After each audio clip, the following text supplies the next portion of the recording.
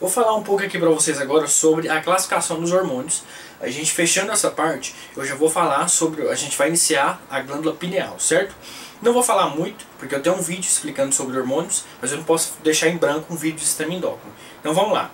Olha só, os hormônios são substâncias, são mensageiros químicos, melhor dizendo, são mensageiros químicos produzidos por glândulas que vão agir em células-alvos distantes, certo? Então isso é o hormônio, certo?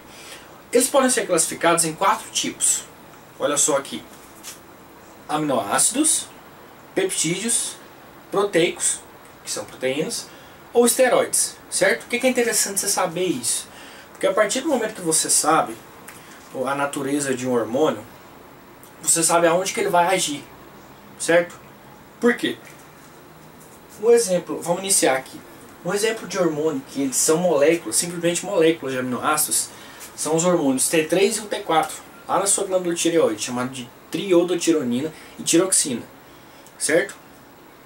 O que é interessante você saber? Existe uma diferença de polaridade entre esses hormônios aqui e a nossa membrana plasmática, certo? Você vai lembrar que a nossa membrana plasmática é feita de lipídio, certo? A grande parte dela é feita de lipídio, certo? Então, um aminoácido ele não vai atravessar a membrana plasmática porque existe uma diferença de eletronegatividade, certo? Então, a partir do momento que você sabe disso, você sabe que a ação dele vai ser ali por cima da membrana, certo? Então, vamos continuar aqui. Peptídeos. O que são peptídeos? São vários aminoácidos, certo? É uma cadeia formada por vários aminoácidos. Um exemplo de hormônio que é uma molécula de peptídeo é a vasopressina. A gente vai falar bastante desse hormônio, que ele é muito interessante, ele tem uma ação muito importante no nosso organismo, é a vasopressina, certo? Antigamente ele poderia também ser chamado de ADH, mas hoje todos os livros estão chamando mais ele de vasopressina, certo? Então, continuando. Proteicos. Hormônios proteicos. O que é o clássico exemplo de hormônio proteico? É insulina, certo? A insulina. Interessante você saber, uma curiosidade legal da insulina é que a insulina, quando você administra ela, para quem não sabe, a insulina ela é usada para pessoas diabéticas, certo? Ela diminui, ela altera a membrana plasmática para entrada de glicose, certo? E alguns aminoácidos. Essa insulina, ela precisa ser obrigatoriamente aplicada no nosso organismo. Por quê? Se você ingerir a insulina, é como se você estivesse comendo uma carne, ela vai ser digerida no seu estômago, certo? Você vai lembrar do sistema digestório que no estômago se inicia a digestão de proteína. Então ela vai ser digerida. Então você precisa aplicar ela. A gente chama de aplicação intravenosa ou parenteral, certo? Ela precisa ser aplicada diretamente nos nossos vasos para ela não ser digerida, certo? Interessante, é bom você ficar atento nisso aí. A quarta classificação são os esteroides, hormônios de origem esteroides. Você vai lembrar aqui que são de origem esteroides, são de origem de um lipídio chamado de esterídeos, certo? Os esterídeos. Então, a partir do momento que você sabe que um hormônio ele é derivado de esteroide, você sabe que ele vai agir lá dentro da sua célula, lá no seu citoplasma, porque ele vai atravessar a membrana plasmática sem problema nenhum, porque a polaridade deles é a mesma. Então, ele vai conseguir passar livremente, ele tem acesso livre à membrana plasmática, diferente dos outros 3 aqui, certo? Por isso é interessante. Um clássico exemplo de hormônio esteroide é a testosterona, ou progesterona também. Então, vários hormônios das glândulas lá e muitos outros hormônios também. É bom você ficar ligado nisso aqui porque já caiu no Enem, só que ele cobrou outro hormônio, não foi a testosterona, certo? Então é interessante você ficar ligado.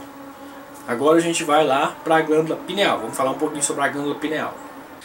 Galerinha, vamos lá então. Vamos falar aqui sobre a glândula pineal. Olha só. A nossa glândula pineal, ela a origem dela é lá do nosso diencéfalo. O nosso diencéfalo está relacionado mais com o sistema nervoso. Mas eu vou falar aqui sobre ele. O diencéfalo se divide em 3 partes, tá? No nosso de origem embrionária. Ele se divide em epitálamo, hipotálamo e tálamo, certo? A pineal, a glândula pineal, ela está lá no nosso epitálamo. Fechou? Simples, né? Não é difícil. Então olha só. A nossa glândula pineal, ela está relacionada com, ela produz um hormônio chamado de melatonina, certo?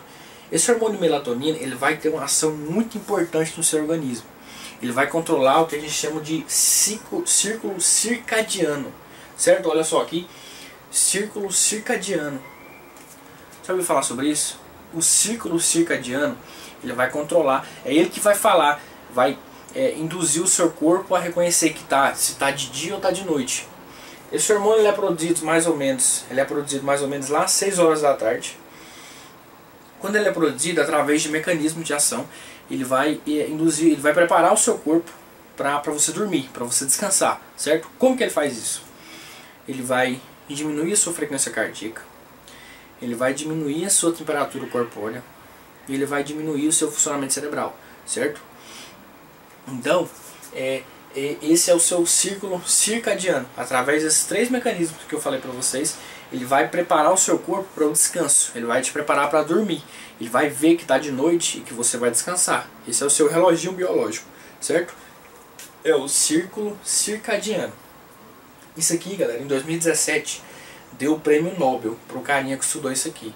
Então isso aqui vai estar em prova. Você pode ter certeza que em algum vestibular vai cobrar isso aqui. É muito interessante. Você não pode esquecer. Isso é o principal. Mas além do círculo circadiano, ele faz também. O que esse hormônio faz no nosso organismo? Ele é um hormônio antioxidante, certo? Já vou explicar o que é antioxidante. Ele é um hormônio antioxidante. Isso é muito importante, já vou falar. Outra coisa interessante, ele inibe a aromatase. A aromatase, para quem não sabe, é uma enzima. É uma enzima que vai transformar testosterona em estrógeno, certo? Essa é a função da aromatase. Isso para homem não é interessante, não é legal. Para mulher já é diferente. Mas a aromatase para homem não é interessante, certo? Porque ele vai transformar testosterona em estrógeno, certo? Isso não é legal para homem.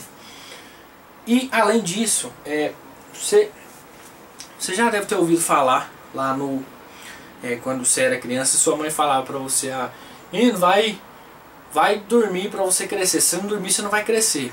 Está mais ou menos relacionado com isso aqui, olha só. Esse hormônio ele também age lá na nossa glândula hipófise. A gente já vai falar sobre ela aqui, mas lá na glândula hipófise é produzido um hormônio chamado de GH, certo? O GH é o hormônio do crescimento, então está relacionado com o crescimento. E a melatonina, ele age lá na glândula hipófise fazendo que aumente a produção de GH. E o GH é o hormônio do crescimento, então esse negócio que sua mãe falar para você tá mais ou menos relacionado. Você pode trazer para cá e vai ser um ganchinho bem legal para você lembrar disso. Então olha só, interessante, outra coisa interessantíssima para falar para vocês aqui. A melatonina, ela é derivada de um neurotransmissor chamado de serotonina. Essa serotonina, a falta dela, geralmente pessoas têm deficiência de serotonina, um neurotransmissor, está relacionada com depressão, ansiedade, certo? Então a serotonina é um neurotransmissor muito importante, certo? O qual a melatonina é derivado dela, certo? E por si, a serotonina é derivado de um aminoácido chamado de triptofano, certo? Então, no triptofano é produzida a serotonina, a melatonina, certo? É interessante você lembrar essa sequenciazinha aqui também. Não esquece. Eu vou falar para vocês aqui sobre esse hormônio ser antioxidante. Vou tentar falar para vocês. Sempre que você ouvir esse termo, que um alimento é antioxidante, ou no caso aqui um hormônio, quer dizer que esse hormônio, no caso aqui, ele combate os radicais livres que tem no nosso organismo. Vou explicar para vocês. Radicais livres a todo momento no seu corpo acontecem várias reações de várias moléculas diferentes. Em algumas dessas reações são formados esses radicais. Radicais livres são radicais de moléculas com carência de elétrons, certo? Então, você vai pensar, se tem uma molécula com carência de elétron, ela tá louca por elétron. Ela vai atacar moléculas que têm elétron sobrando, porque ela quer elétron. Exemplos de moléculas que têm elétron sobrando são a molécula de colágeno, por isso que os radicais livres colaboram para velhice precoce, certo? E também as moléculas de DNA. A cadeia de DNA, existem lá várias moléculas com elétron sobrando. E se a molécula de DNA é atacada, de forma brutal, igual os radicais livres fazem, pode causar uma mutação em um gene mutante, no caso o câncer, certo? Então vamos voltar. Olha só, os radicais livres são derivados de reações que acontecem no nosso corpo, formam moléculas com carência de elétrons. Quando essas moléculas ficam com carência de elétrons, elas vão atacar moléculas que têm elétrons sobrando. Os exemplos de moléculas que têm elétrons sobrando são o DNA e o colágeno, certo? Quando ele ataca o DNA, pode causar o que nós chamamos de câncer. E quando ele ataca o colágeno, pode causar um envelhecimento precoce, certo? Então por isso que os radicais livres colaboram para o envelhecimento precoce e para o câncer. Então você está ingerindo alimentos que são antioxidantes vão ajudar contra o câncer e contra a velhice, certo? Esses são os radicais livres. É muito interessante, mas olha só, isso é uma curiosidade, é interessante você saber, claro, mas é uma curiosidade. O principal que você tem que sair dessa aula aqui sabendo é que esse hormônio, ele controla o nosso círculo circadiano. Como que ele faz isso? Ele vai diminuir a sua temperatura corpórea, ele vai diminuir a sua frequência cardíaca, certo? E ele vai diminuir a sua atividade cerebral, certo? Assim ele vai controlar o seu ciclo circadiano, beleza? Vamos agora partir para outra glândula. Bora lá.